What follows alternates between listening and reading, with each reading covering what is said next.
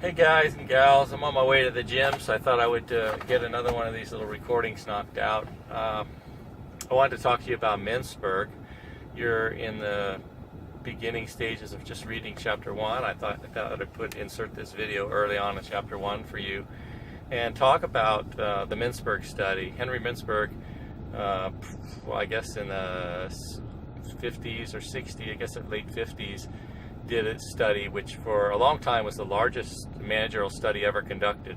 That was superseded by House's Globe study on culture later. That was a bigger study. But nonetheless, it was a very large-scale study, and it was very powerful in that they collected responses from managers throughout the world from many different industries and many different levels of management. So it's very globalized. You can translate this to, make generalizations about it, which is powerful in research. Well, so Mintzberg's study was simple. He sent people out to observe and also had managers self-report what they spent their time doing. And his goal was just to not have specific a priori beforehand assumptions about that. Just learn. Just watch and ask.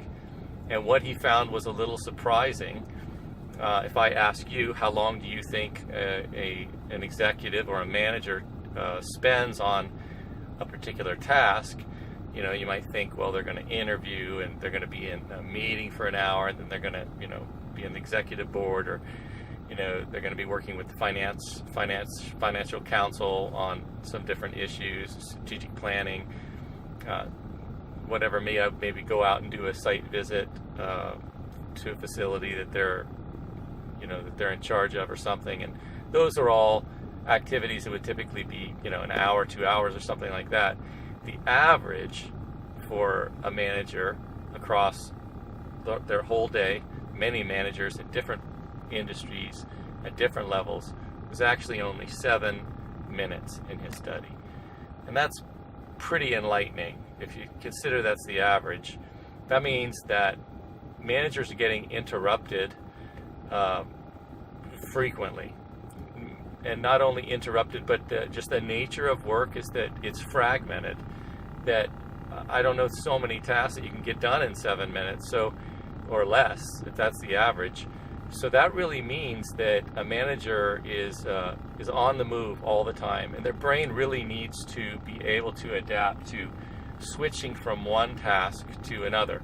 Multitasking, that whole concept is really kind of a misnomer.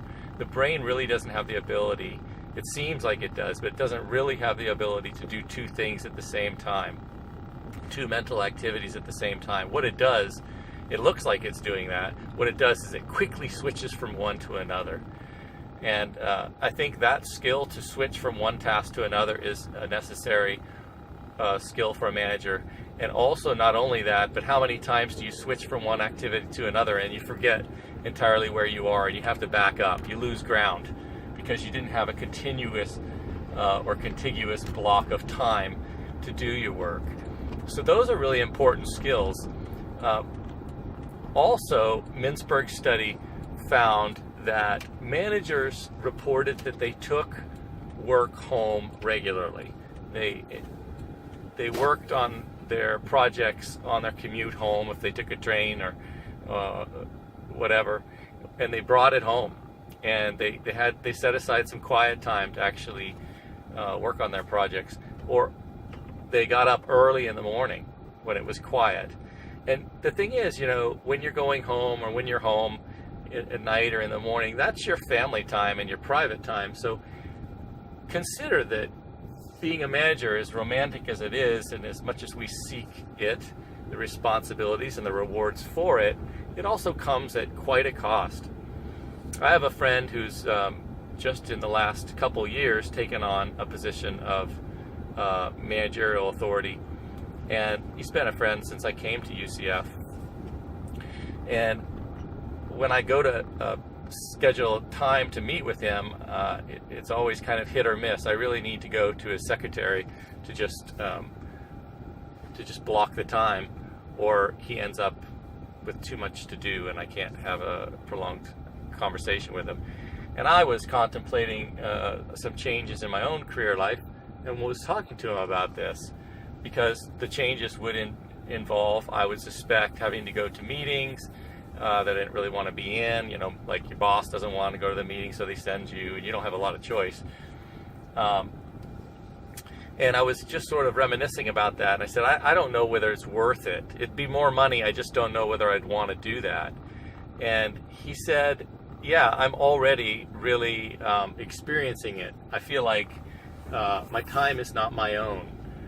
I come to work and I have a schedule. The schedule is filled in by my secretary, and in this case it's a woman. She tells me where to go and when, and I have these appointments that are on the books and I have to go do it. So if he wakes up in the morning, he doesn't have as much freedom to do what he wants as he used to, and that's there's a sense of loss in that. So he has to battle for his family time. He has children, and he has to and a wife, and has to battle to carve out time to be with them. So keep that in mind. We all, you know, have this romantic notion of being in charge, having the authority, and having the perks that come with it, but we don't often think about how much time we have to spend of our own time. It's our own private time, which we're going to be giving to our job. I've often thought our own dean of the School of Business, I've chatted with him before at these functions, and he's at, you know, so many of them, and I asked him once, how many of these dinners do you go to? I know it's a free chicken meal, but it must get old. And he said, yeah, about 2 a week. So I don't know how indicative that is of other managers. You know, he's a fairly senior guy, being the dean of the School of Business at UCF. But think about that. You know, you're kind of signing up for 2 dinners a week. And I know as students you might think, free food, you know, but free food gets awfully old awfully quickly. You really, for most of us, we long for just a quiet time to unravel at home. So as you're reading this chapter, and the chapter's kind of trying to paint a picture for what it's like and what your responsibilities are, consider that you maybe want to be careful for what you wish for. Maybe we shouldn't be in quite such a hurry to get our job as a manager and have those responsibilities, because along with them come an encroachment on our personal time and a lot of demands in the workplace that we may not know that we're prepared for. So keep that in mind. I wish the best for all of you. I'm going to go do my workout, and I'll do another video soon. All right, drive on.